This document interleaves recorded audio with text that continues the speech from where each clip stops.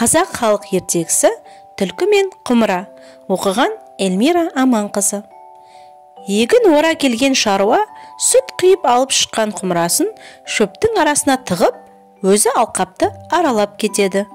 Бұны сол маңда жортып жүрген түлкі көріп қояды. Оңтайлы сәтті пайдаланып, бұғынып келеді де құмыраның ішіне басын тығып жіберіп, сүтті түк қалдырмай ішіп алады. Енді басын шығарайын десе, басы кептеліп қалыпты. Ол құмыраны түсіре алмай, әбден әуреге түседі. Дегбірі кеткен түлкі: «Әй, құмыра, біраз ойнадың, жетер енді, жіберші менің басымды», деп жалына бастайды. Жұлқынса да, жалынса да, басы шықпайды.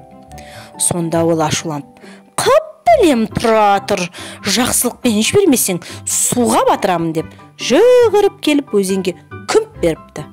Сөйтіп ашқарақ түлкі құмырамен бірге суға батып кетіпті. Соңы. Өнегелі ертегілер.